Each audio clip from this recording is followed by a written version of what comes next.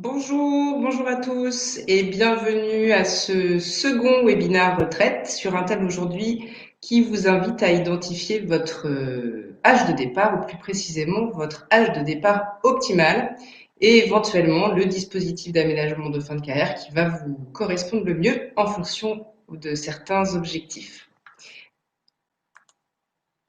Je vais commencer par présenter un peu qui nous sommes. Alors moi je suis Nathalie Bader, juriste en droit privé et public de l'économie. Je suis expert retraite depuis 20 ans maintenant. Et le cabinet NB Consulting est constitué de 4 associés, experts en droit de la retraite et ou en droit social et ou consultants en ressources humaines. On travaille également avec de nombreux partenaires qui nous aident à vous accompagner dans la gestion optimale de votre fin de carrière et qui sont essentiellement des avocats en droit social, droit fiscal et des experts comptables. Notre mission, la mission de notre cabinet, c'est de vous accompagner dans la gestion optimale de votre fin de carrière. Alors, qu'est-ce que c'est? C'est tout d'abord effectuer un audit de votre situation au regard de vos droits à la retraite déjà acquis, sachant qu'il y a des anomalies dans presque tous les relevés de carrière qui sont à votre disposition. C'était d'ailleurs le sujet de notre premier webinaire. Donc nous, on vérifie que tous vos droits sont bien enregistrés, on régularise et ensuite on établit un certain nombre de projections, de scénarisation en fonction de vos objectifs de fin de carrière, des aménagements qui existent et qui sont à votre disposition. C'est le sujet du jour pour que vous y voyez plus clair en fait dans votre parcours de fin de carrière. On vous fournit finalement de l'information qualifiée sur mesure et bien évidemment nous vous aidons et vous accompagnons à mettre en place la solution qui vous correspond. Nos clients sont des particuliers et des entreprises. On traite environ 200 dossiers par an. Voilà. Objectif de cette session, c'est de vous permettre d'identifier votre date de départ à la retraite et de connaître les dispositifs d'aménagement, de gestion de fin de carrière.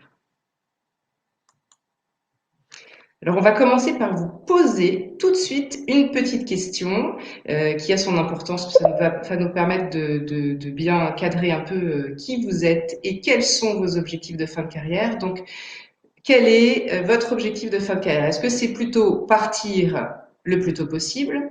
Est-ce travailler moins? Ou est-ce continuer à travailler en gagnant plus en fin de carrière? On va lancer le sondage si ça fonctionne, et je vous laisse y répondre. Dans l'onglet, vous avez ça. Est-ce que vous voyez le sondage?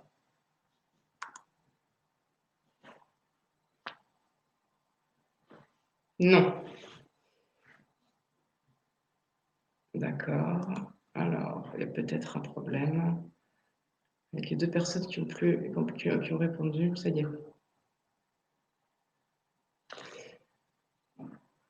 Voilà, donc on vous laisse répondre, je vais continuer et je regarderai tout à l'heure.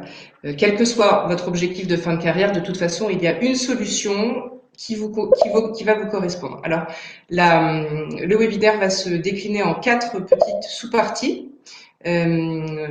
D'abord, on va parler de l'âge légal, c'est-à-dire de l'âge de déclenchement de vos droits, et ensuite des dispositifs de retraite anticipée, que sont les dispositifs des carrières longues ou la retraite progressive, et enfin le cumul emploi-retraite.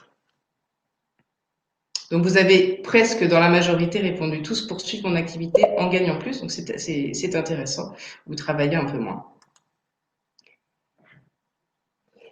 On peut donc partir à la retraite à partir de l'âge légal. Alors, qu'est-ce que c'est que l'âge légal? C'est aujourd'hui, en tout cas, et ça le restera même en cas de réforme, qui aujourd'hui est, en tout cas, si elle n'est pas reléguée aux oubliettes, elle est en tout cas largement reportée dans le temps. L'âge légal, c'est 62 ans. 62 ans, c'est l'âge à partir duquel vous pouvez demander le déclenchement de vos droits à la retraite. D'accord? Tous. Et quelle que soit votre situation professionnelle, quel que soit le nombre de trimestres, vous savez qu'on raisonne en trimestres, et j'ai regardé un peu toutes vos dates de naissance, vous êtes concernés tous par la législation en vigueur et pas par le futur système de retraite. D'accord? Donc 62 ans, âge de déclenchement des droits à la retraite. Vous pouvez le faire avec ou sans turbo trimestrialité. Il y a une autre notion qui est très importante et qui est connexe à l'âge légal, c'est celle de taux plein. Taux plein, qu'est-ce que c'est? C'est partir avec tous ces trimestres et pouvoir bénéficier de 100% de ses droits. Donc vous imaginez bien que l'objectif, finalement, ça va être de partir à l'âge légal, ou en tout cas le plus proche possible de l'âge légal, avec un maximum de trimestrialité. Donc on va regarder et se concentrer un petit peu sur la notion de temps plein, même si c'est une notion qui a été abordée au cours du premier webinaire, mais simplement dans ces grandes lignes pour que vous compreniez bien. Donc 62 ans, je répète, âge à partir duquel le déclenchement des pensions est possible. D'accord, ça c'est très important. Ensuite, la notion de taux plein, ça veut dire que vous allez percevoir 100% de vos droits acquis sur tous les régimes. Vous savez que vous avez plusieurs régimes. Le régime de base pour les salariés, les régimes complémentaires. Et si vous avez votre taux plein, le taux plein va avoir un impact à la fois sur les montants de vos pensions du régime de base et également sur les montants de vos pensions des régimes complémentaires. Vous aurez 100% de vos droits.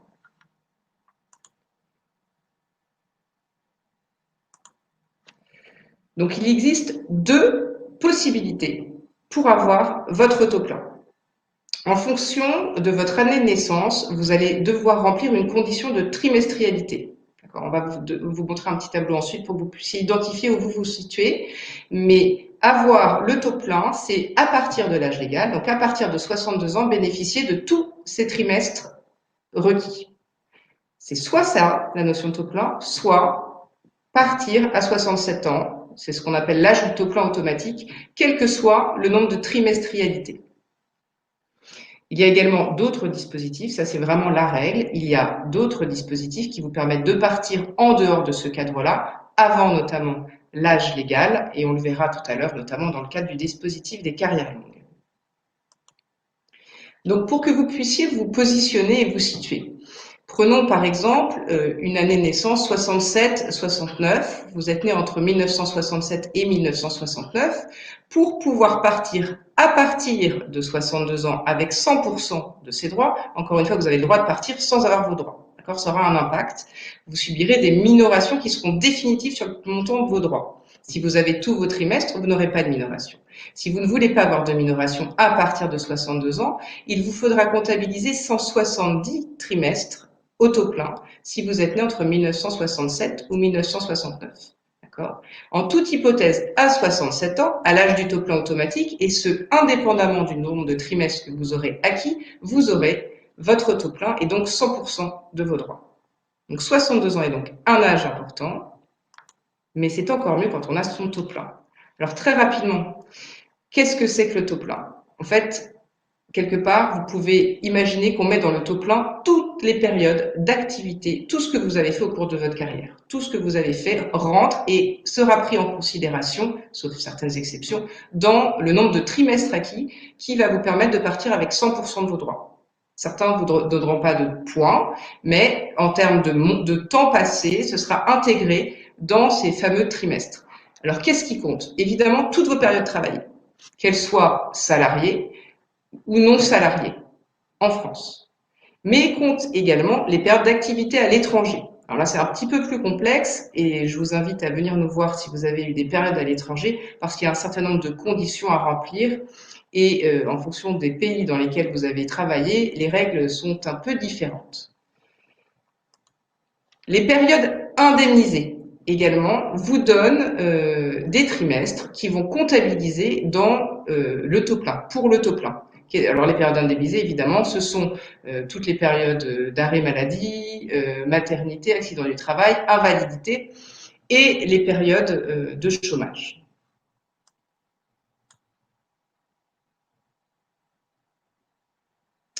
J'ai une question sur la décote de Patricia à partir de 62 ans. On va en reparler tout à l'heure. C'est une décote effectivement qui est temporaire. On arrive sur le sujet tout à l'heure. Il y a également les autres périodes, d'autres périodes qui sont prises en compte dans le taux plein. C'est un peu un fousitou en fait ce taux plein. Ce sont les périodes de chômage non indemnisées qui suivent une période de chômage indemnisée. Vous avez été indemnisé pendant 2 ans. Et ensuite, vous avez le droit de faire valider vos trimestres. Alors sachez que ceux-ci ne sont jamais validés sur vos relevés de carrière.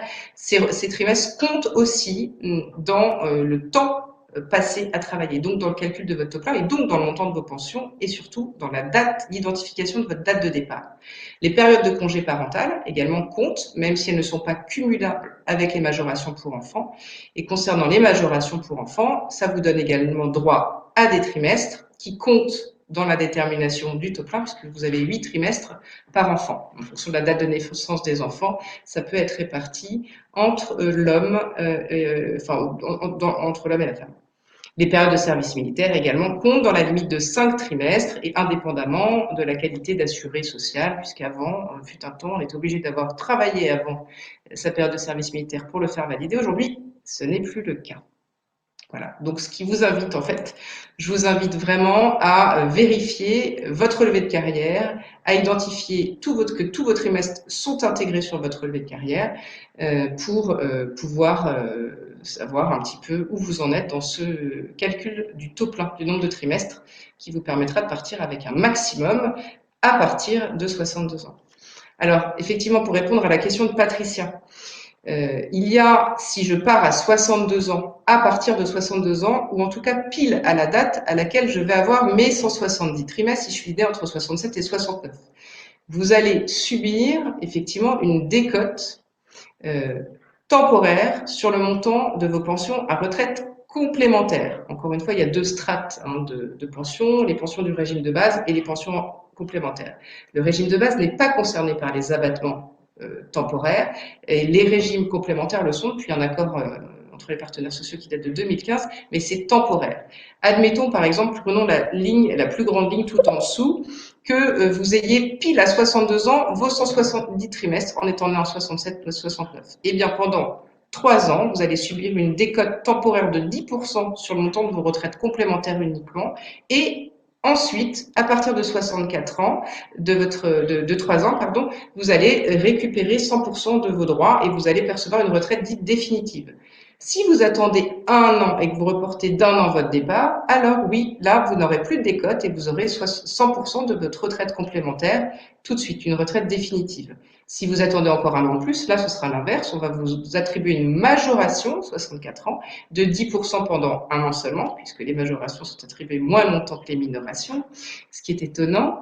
Et ensuite, vous allez avoir une retraite définitive qui va être un petit peu diminuée puisqu'elle sera égale au montant de la pension hors majoration. Mais cette mesure a été faite pour inciter les assurés à partir le plus tard possible. Il faut savoir ça. C'est pas forcément la meilleure option. Ça s'arbitre. Encore une fois, parfois il vaut mieux partir plus tôt, dans le cadre même parfois d'un cumul emploi-retraite, parce qu'on va voir après les aménagements de dispositifs. Tout s'arbitre finalement. Il vaut mieux partir un peu plus tôt, percevoir plus longtemps sa pension, quitte à avoir 10% d'abattement que d'attendre 1 an pour avoir 100% de sa pension. Tout cela dépend évidemment, vous vous en doutez bien, du montant de vos pensions de retraite. Finalement, le départ à la retraite au taux plein est 63 ans.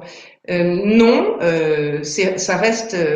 le taux plein, c'est une notion qui est liée au calcul de la pension du régime de base. Et le régime de base n'est pas concerné par ces minorations temporaires. Les minorations temporaires, aujourd'hui, elles sont calées uniquement sur les droits à retraite complémentaire. Et comme je vous disais tout à l'heure, je comprends ce que vous voulez dire, c'est-à-dire qu'on a 100% de ses droits tout de suite si on ajourne d'1 an ces pensions par rapport à la date de taux plein. C'est 63 ans dans votre question, uniquement si à 62 ans vous avez tous vos trimestres. Ça peut être 64 ans si c'est à 63 ans que vous avez tous vos trimestres. Vous voyez, tout se décale un petit peu dans le temps. Mais c'est pas forcément plus intéressant, et puisque au bout d'un moment vous récupérez vos pensions définitives. D'accord ? Il n'y a pas d'abattement définitif. Donc finalement, vous avez 3 options. Soit vous partez avec 100% à 62 ans avec 100% de vos droits. On ne parle pas là de la décote temporaire. 100% de vos droits, parce que vous avez tous vos trimestres. Soit vous partez à 62 ans avec des minorations qui, elles, seront définitives et non pas temporaires, comme c'est le cas quand on part avec tous ces trimestres. Définitive Et puis, vous aurez donc des abattements définitifs et une pension qui sera calculée de manière viagère comme cela. Ou alors, vous attendez pour avoir le taux plein, votre 67e anniversaire, date à laquelle vous aurez de toute façon 100% de vos droits acquis. Regardez par exemple ce petit exemple. On a pris 3 assurés qui sont nés exactement à la même date, qui ont exactement, pour simplifier les choses, les mêmes paramètres de calcul, donc exactement le même nombre de points, exactement les mêmes paramètres de calcul. Ils ont simplement une différence, c'est qu'ils n'ont pas le nombre de trimestres, le même nombre de trimestres pour obtenir leur taux plein. Oscar, par exemple, va décider de partir à la retraite à 62 ans, en ayant 152 trimestres seulement au lieu de 168. Il aura donc une minoration définitive sur le montant de ses droits. Il n'a pas son taux plein. Il percevra une pension approximative de 2 500 €. Sacha, lui, a exactement tous ses trimestres à la même date. Et lui, il va percevoir 3 000 € bruts pendant 36 mois, puisqu'il va effectivement avoir une retraite minorée pendant 36 mois, puis une retraite définitive un petit peu supérieure de 3 231 €. La différence entre avoir son taux plein sur l'espérance de vie, en capital viager, et ne pas l'avoir entre Sacha et Oscar représente 168 000 €. D'accord. Donc ça, il faut quand même bien prendre en considération le fait qu'avoir le taux plein, ça vous rapporte quand même de l'argent, ou en tout cas que ça vaut vraiment le coup d'aller à la chasse au trimestre sur vos relevés de carrière pour bien valider un maximum de trimestres. Ensuite, on a un troisième assuré, Victoria, qui, elle, va décider de, plutôt que de partir au taux plein, pile au taux plein, va ajourner de 12 mois sa pension pour partir à 63 ans et pour éviter justement cette minoration temporaire. Et elle, par rapport à Oscar, elle n'aura capitalisé que 165 000 €, soit finalement 3 000 € de moins que Sacha. Donc vous voyez, ça c'est pour répondre simplement à la question de François tout à l'heure. C'est pas forcément intéressant, ça s'arbitre. Et encore une fois, cela dépend vraiment d'un certain nombre de paramètres que sont les points comptabilisés, les montants des pensions de retraite euh, et l'âge de départ, évidemment. Donc voyons maintenant, donc on peut partir à 62 ans, mais comme on disait tout à l'heure, il y a des mécanismes qui vous permettent de partir avant cet âge légal. C'est ce qu'on appelle le dispositif des carrières longues ou le départ anticipé, la retraite anticipée. Ça concerne qui? Vous avez par exemple commencé à travailler jeune et vous voulez partir à la retraite plus tôt. On a certains participants aujourd'hui qui sont intéressés par cette formule. Eh bien, le départ anticipé vous concerne peut-être. Alors, c'est assez simple, c'est accessible quasiment à tous les actifs, d'accord? Donc ça, c'est déjà une chose. Et c'est en revanche encadré par des conditions un peu particulières, puisque là, la notion de taux plein n'est plus la même. Et il faut, pour répondre à ces conditions, avoir commencé à travailler jeune, comme on l'a dit, donc avant 20 ans, en toute hypothèse avant 20 ans. Avoir validé 4 ou 5 trimestres au plus tard l'année des 20 ans. Donc ça, vous vérifiez ça sur vos relevés de carrière que vous pouvez aller chercher sur le site de l'assurance-retraite.fr. Il faut avoir validé 4 ou 5. Alors 4 ou 5, ça dépend si vous êtes né avant septembre ou après septembre au cours de l'année. Mais il faut avoir validé un certain nombre de trimestrialités. Et remplir également une condition de durée d'assurance. Conditions de durée d'assurance. On va reprendre l'année, vous êtes né en 67, 68, 69. On va reprendre les mêmes années de naissance. Vous souhaitez partir à 60 ans. Eh bien, il vous faut avoir cotisé et là pas validé. Le taux plein, c'est de la validation de trimestre, puisque souvenez-vous, on met tout dans le taux plein. Donc, pour la retraite anticipée, on ne met pas tout, on ne peut pas tout mettre, on met que les périodes cotisées, c'est-à-dire finalement travaillées. 170 trimestres si vous êtes né entre 67 et 69 pour partir à 69 ans et il faut avoir validé 4 ou 5 trimestres avant votre 20e anniversaire. Voilà les conditions pour bénéficier d'une retraite anticipée. Alors comme ça peut paraître assez simple.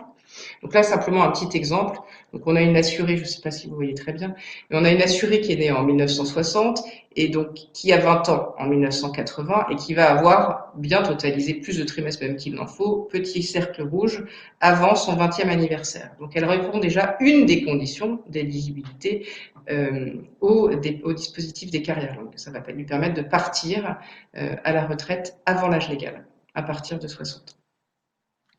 Alors, je vous le disais tout à l'heure, les trimestres cotisés, c'est-à-dire ceux qui seront acquis au titre d'une activité professionnelle qui donne lieu à des versements de cotisation, quel que soit le régime, hein, vont être pris en considération dans ces 170 trimestres qu'il vous faut pour partir à la retraite anticipée.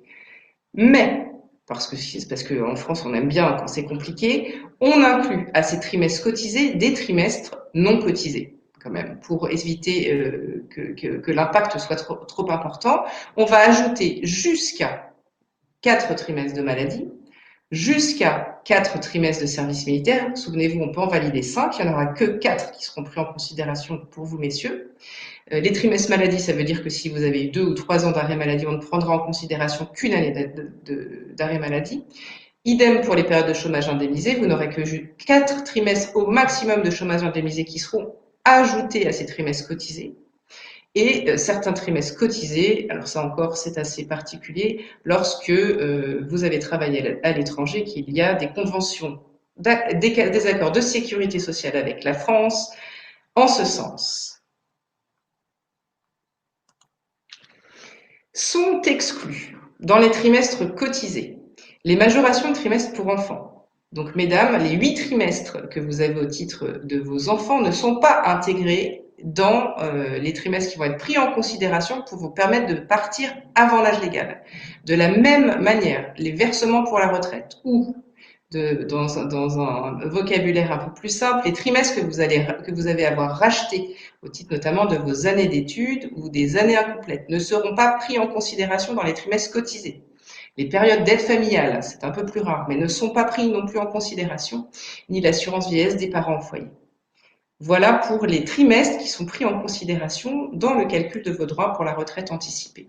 Alors, comme c'est assez complexe, on vous invite à faire quelque chose. Quand vous doutez, donc soit évidemment vous venez nous voir, soit vous remplissez ce document qui est une demande d'attestation pour d'éligibilité au dispositif des carrières longues.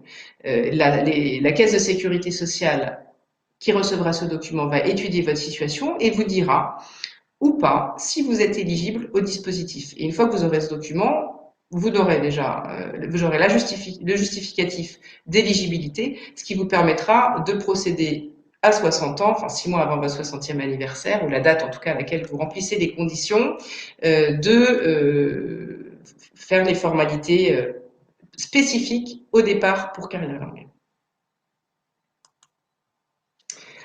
Alors, juste, ça vous concerne pas tous ou peut-être un participant qui pourrait être dans la réforme de demain.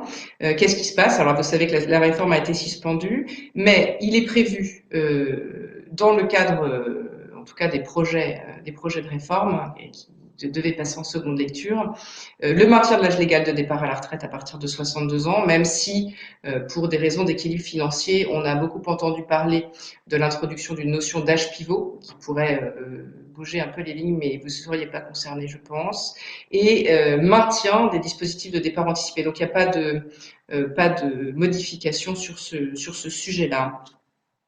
Donc, on va maintenant s'attaquer aux dispositifs spécifiques de gestion de fin de carrière. Ils sont au nombre de 2. Il s'agit de la retraite progressive et du cumul emploi-retraite. Alors, la retraite progressive, c'est un mécanisme qui est très peu connu et qui a pourtant, qui a pourtant le mérite de l'être, qui aurait le mérite de l'être, parce qu'il est intéressant. Il vous permet, dès 60 ans, quand vous êtes, par exemple, quand vous voulez lever le pied avant 62 ans, pour ceux qui veulent partir un peu plus tôt ou travailler moins, il vous permet dès 60 ans, en répondant à un certain nombre de conditions, mais qui sont très faciles à remplir, dès 60 ans, de percevoir une partie de votre retraite, tout en continuant à travailler à temps partiel. Et l'activité, c'est très intéressant aussi, c'est que l'activité qui va être conservée du fait de votre activité professionnelle va continuer à générer des droits à la retraite supplémentaires. Donc, quelles sont les conditions pour bénéficier de la retraite progressive? Alors, aujourd'hui, ça risque d'être modifié et simplifié, ça c'est plutôt la bonne nouvelle de la future réforme, mais aujourd'hui, il vous faut justifier d'au moins 150 trimestres. Vous voyez, on est loin des 170 trimestres cotisés, mais là, il faut 150 trimestres de la même manière que le calcul du taux plein, quels que soient les régimes, tout régime confondu, toute activité confondue, 150 trimestres. Et il faut avoir 60 ans. Ça, c'est important. Et surtout, il faut travailler à temps partiel. Travailler à temps partiel, c'est-à-dire avoir à minima une durée du travail inférieure à 20% de la durée de votre temps complet. Ça, c'est important.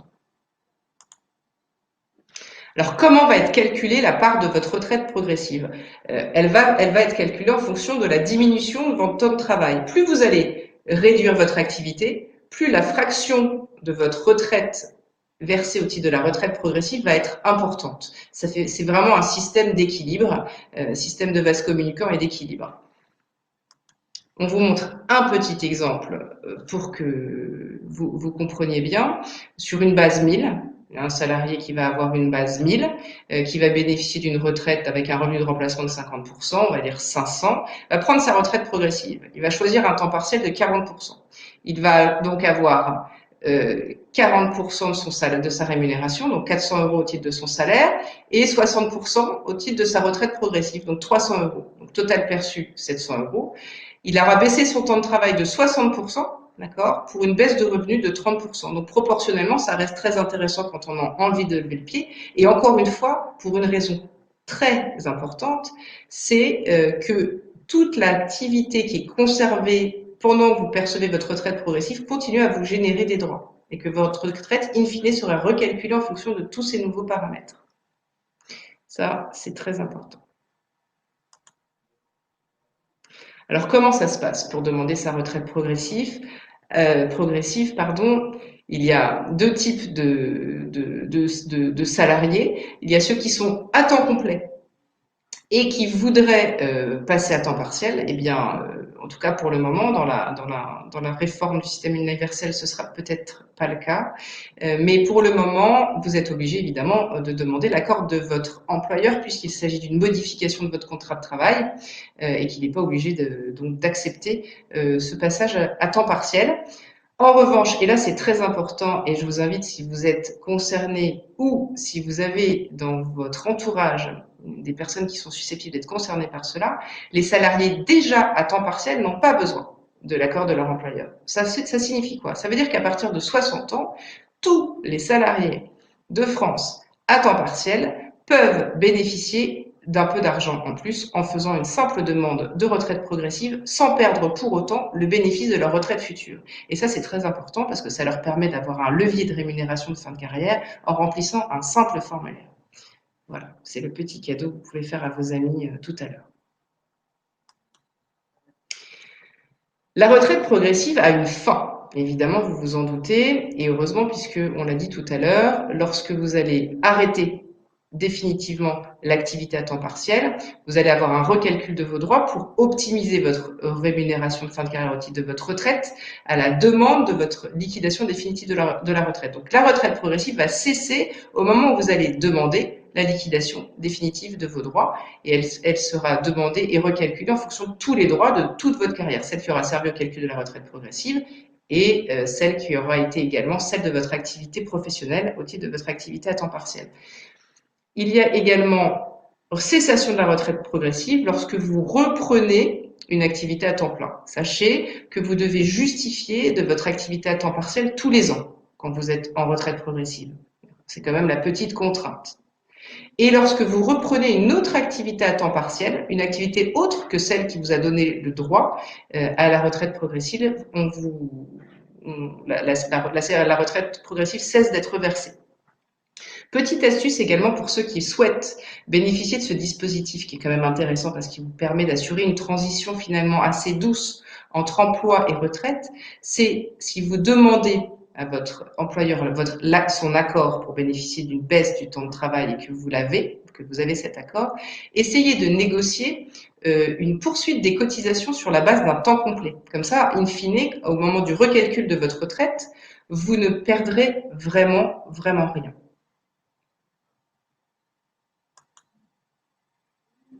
Alors, qui est concerné? C'est pour répondre à la question de Laurent.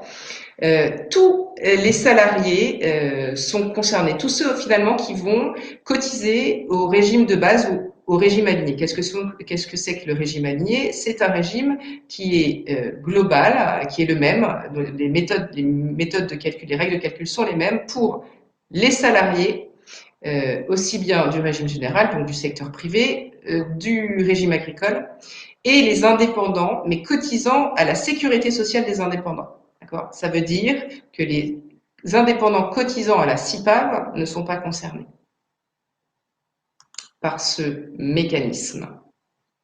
Donc la retraite progressive est intéressante pour ceux qui ne peuvent pas prendre leur retraite à taux plein dès l'âge légal, on l'a vu tout à l'heure, et qui veulent quand même lever le pied. Donc vous avez par exemple votre taux plein tous vos trimestres à 63 ans ou à 64 ans, vous avez quand même envie de lever le pied à 60 ans, eh bien vous pouvez le faire. C'est un calcul qui s'arbitre.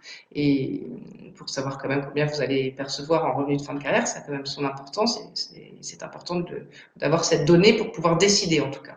Si vous travaillez déjà à temps partiel, évidemment, c'est intéressant, on l'a vu tout à l'heure, ou pour ceux qui ont déjà tout leur trimestre, mais qui souhaitent bénéficier d'une surcote. Alors, sachant que c'est une solution qu'on conseille peu parce que c'est peu rentable et qu'il y a des solutions meilleures, notamment celle qu'on va avoir après, qui est le cumul emploi-retraite, qui a plus d'importance. Donc, le cumul emploi-retraite, c'est un autre mécanisme d'optimisation ou de gestion de fin de carrière.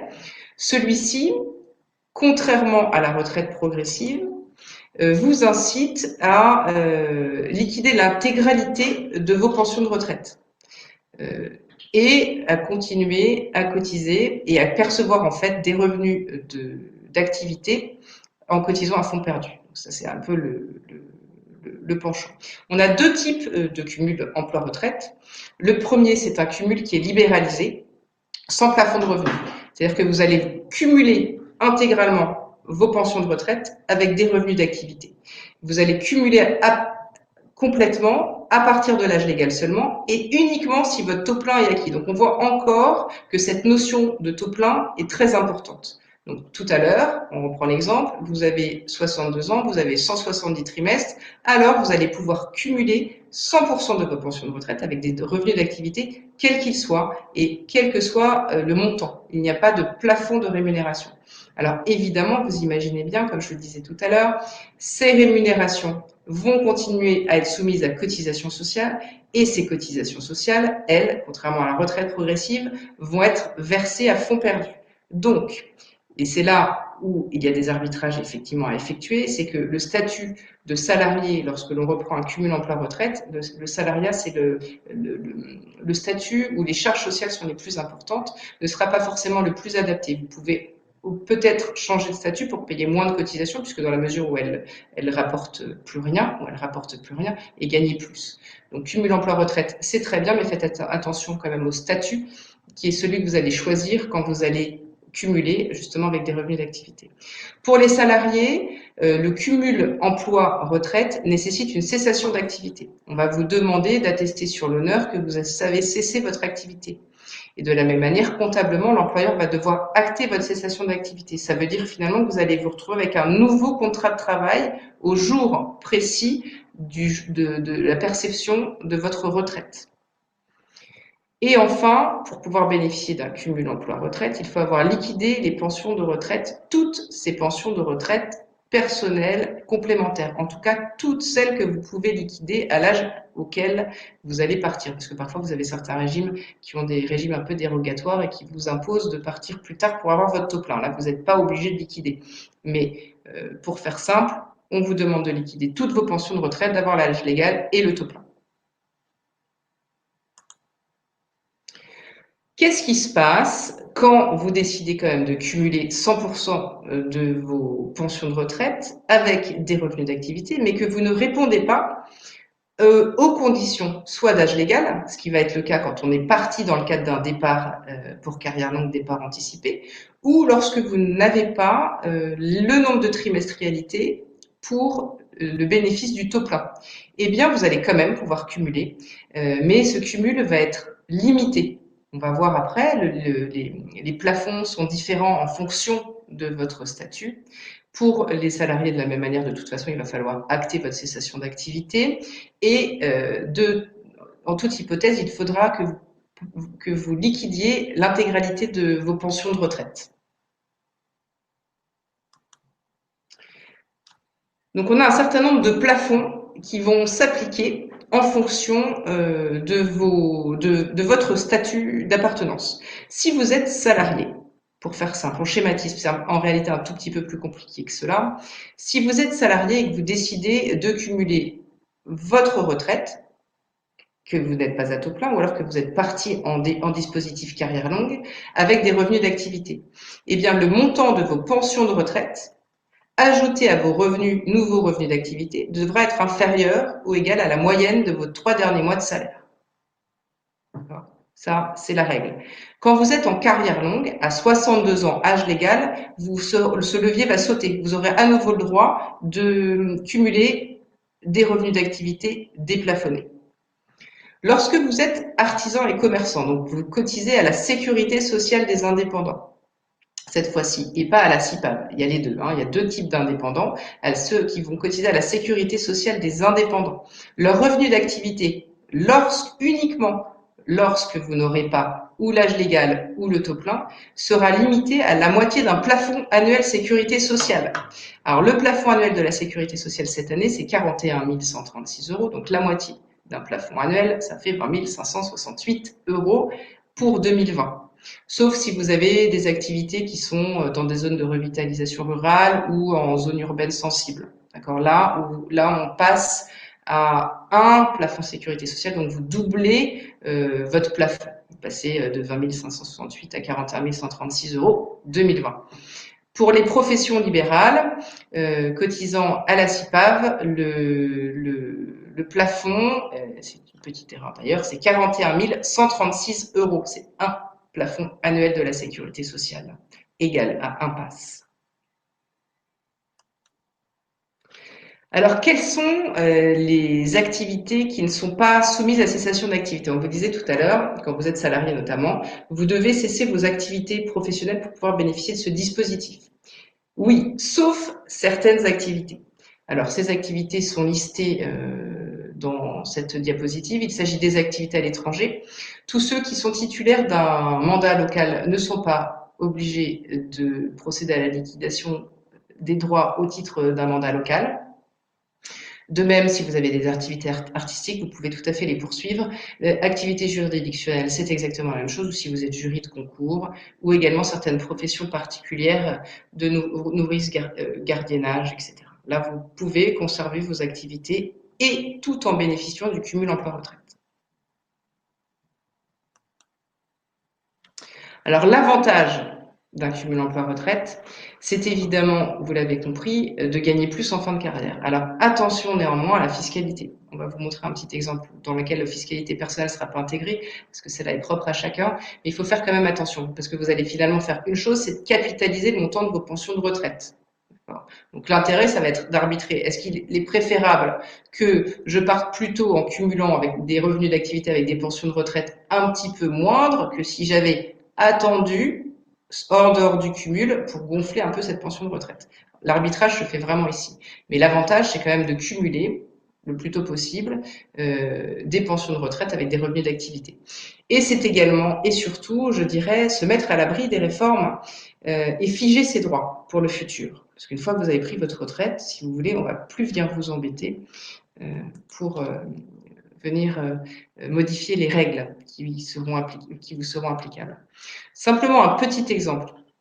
Alors très rapidement, on a deux hypothèses. On a deux hypothèses de liquidation des droits. Dans l'hypothèse 1, donc la première, on se verse un salaire jusqu'à son 64e anniversaire 2023. Alors, en l'occurrence 64 ans. On se verse un salaire jusqu'en 2023 et en 2023, on touche sa retraite. Donc salaire et retraite. Dans l'hypothèse numéro 2, on va liquider ses droits plus tôt, 3 ans avant, pour bénéficier d'un cumul emploi-retraite pendant 3 ans. Donc, on va percevoir un salaire jusqu'en 2020, puis des honoraires entre 2020 et 2023, on aura optimisé un peu le montant des cotisations sociales, tout en percevant des retraites. Vous voyez bien que la ligne retraite, versement des pensions de retraite, on voit que dans l'hypothèse 2, c'est effectivement un petit peu inférieur que dans l'hypothèse 1. Mais le fait d'avoir cumulé avec des revenus d'activité La somme capitalisée, la différence entre les deux, ça vous aura en 3 ans permis quand même de capitaliser 160 000 euros. Un cumul emploi-retraite simple, hein, c'est assez simple, ça vous permet dans cette hypothèse de capitaliser 160 000 euros. Alors attention quand même à la fiscalité. Évidemment, ce sont des revenus qui sont soumis à l'impôt sur le revenu, au même titre que des salaires à la pension de retraite. Donc, qu'est-ce qui va se passer demain sur ce dispositif de cumul emploi-retraite et de retraite progressive? Alors, le dispositif de retraite progressive, et ça c'est plutôt la bonne nouvelle, va être élargi au plus grand nombre et notamment, je ne l'ai pas dit tout à l'heure, aux cadres qui sont au forfait jour, qui aujourd'hui sont exclus du dispositif.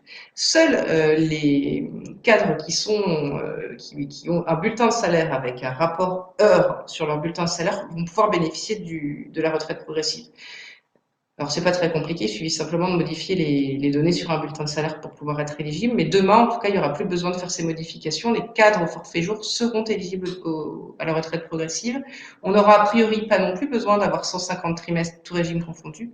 Le paramètre de la durée risque également d'être mise de côté. Concernant les règles de cumul emploi-retraite, elles vont être assouplies avec un point fort qui sera la production de droits retraite supplémentaires lors du cumul emploi-retraite. Et là, ça va tout changer parce qu'aujourd'hui, comme je vous le disais, depuis 2015, vous continuez à cotiser à fond perdu si vous bénéficiez de ces règles. Ce serait plus le cas. Par contre, on n'a pas de date. Ce serait plus le cas à l'avenir si la réforme était passée et cette disposition maintenue. Voilà pour les dispositifs d'aménagement de fin de carrière. Je voulais simplement ajouter une petite chose, notamment sur tous les paramètres de trimestre. On a beaucoup parlé du nombre de trimestres qui va déterminer finalement votre âge de départ ou le mécanisme d'aménagement de fin de carrière qui va pouvoir être le vôtre et qui va vous correspondre. Il y a une petite astuce qu'il convient d'arbitrer, notamment lorsqu'on a une rémunération de fin de carrière intéressante, parce que c'est déductible du revenu imposable, c'est le rachat de trimestre. Alors ça fera l'objet du prochain webinar, mais c'est un outil très intéressant pour pouvoir rapprocher sa date de taux plein de son âge légal et bénéficier du dispositif notamment de cumul emploi-retraite ou tout simplement pour pouvoir partir plus tôt à la retraite quand on a des objectifs personnels qui sont incompatibles par exemple avec la poursuite d'une activité professionnelle.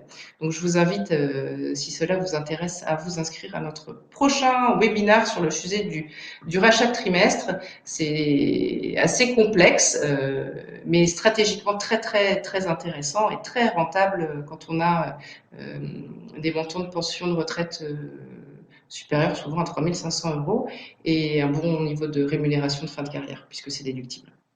Donc comment vous pouvez aller voir où vous en êtes, parce que quand même, c'est ce qui est le plus important, c'est de savoir où vous en êtes. Vous avez déjà probablement tous vos relevés de situation individuelle, mais c'est d'aller chercher ce document qui va vous permettre d'avoir au moins une vision globale. Alors elle n'est pas forcément exhaustive, comme on disait tout à l'heure. Il manque souvent beaucoup de données, mais ça vous incitera à essayer d'aller un petit peu identifier les anomalies.